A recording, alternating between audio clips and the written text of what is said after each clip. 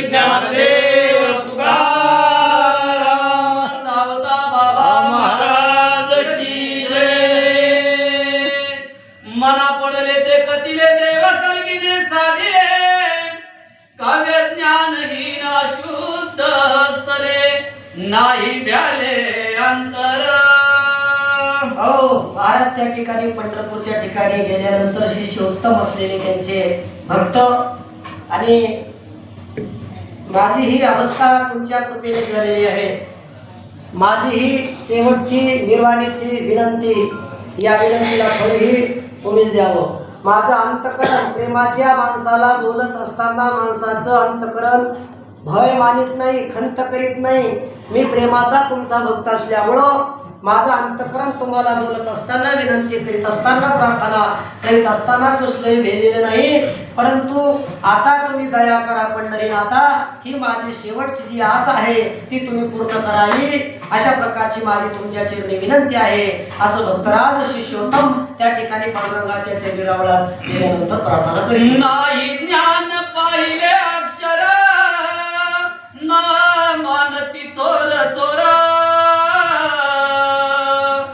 लाज शंका करोनी दूर पूर्ण अंतर रंगले। हो लाज भय शंका दुराविरामान नकळे साधन, या करते जो भक्तीच्या पूर्णत्वाला पोहोचलेला आहे त्याला लाज या जगाची राहत नाही।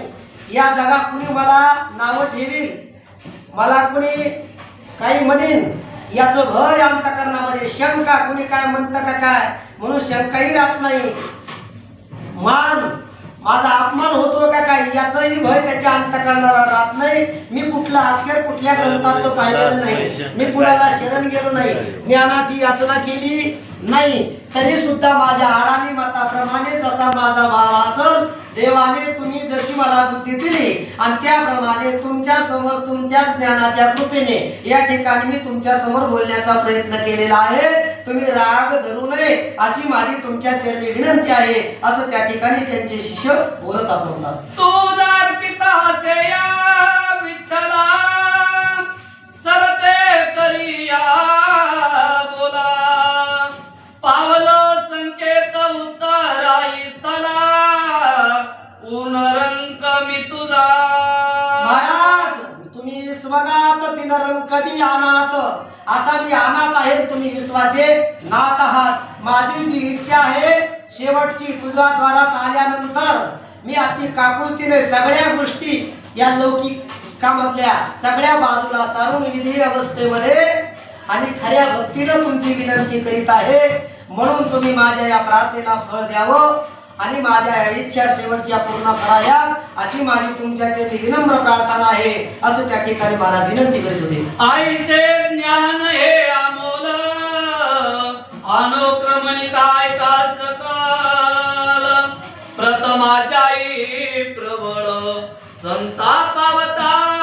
अशी तुमच्या चरित्राची अनुक्रमणिका मी पहिल्यापासून शेवटपर्यंत तुमचं ज्ञान, तुमची ती संगती, लोकांना लागलेली संगती, त्यांच्यापासून तुमच्या चरित्राचा संगतीचा आलेला अनुभव, तुम्हाला तुमचं मिळालेलं लोकांना ज्ञान, माझ्या सहित सगळ्यांना वैराग्य, त्याग, काय तुमचं ते अलौकिक जीवन आहे, हे सर्व काही तुमचं ते पाहून मी या चरित्रामध्ये तुमचं वर्णन लिहिण्याचा प्रयत्न केला।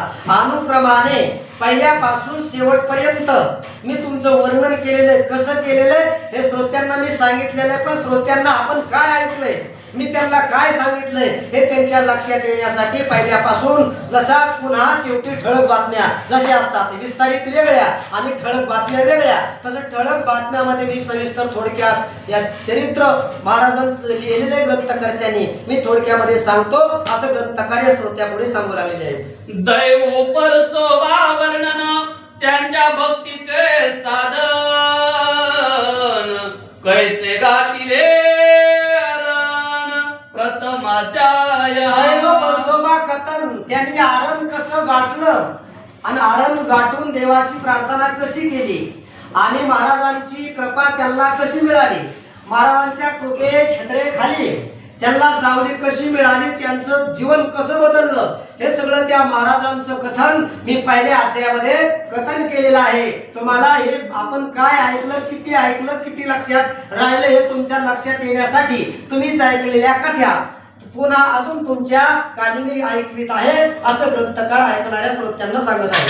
सावत्याचे अवतरण आरण क्षेत्र प्रतिपादन बाललीलेचे वर्णन दुसऱ्या अध्यायी कथेले. दुसऱ्या अध्यायामध्ये सावता महाराजांचं कथन पूर्ण चरित्र, सावता गावामध्ये ते जन्माला कसे आले, सावता गावामध्ये जन्माला येऊन भक्तीची ओढ त्यांना कशी लागली, त्यांनी जीवनामध्ये भक्ती कशी केली आणि सगळ्या जगाला भक्तीला त्यांनी कसं लावलं, हे सगळं जीवनाचं चरित्र दुसऱ्या अध्यायामध्ये मी माझ्या गुरुकृपेने सांगितलेलं आहे आणि ते तुमच्या ध्यानात यावा म्हणून पुन्हा मी तुमच्या समोर अध्यायाच्या शेवटी सांगत आहे असं ग्रंथकार या सर्व श्रोत्यांना ऐकणाऱ्या सांगू लागलेले आहे. सावतोबाचे लग्न झाले शेती पिका पार आले विहिताचार कथिले तृतीय अध्यायी तिसऱ्या अध्यायामध्ये सावता महाराजांचं लग्न झालं. लग्न झाल्यानंतर लक्ष्मी लग्नाच्या निमित्तानं त्यांची पत्नी रूपी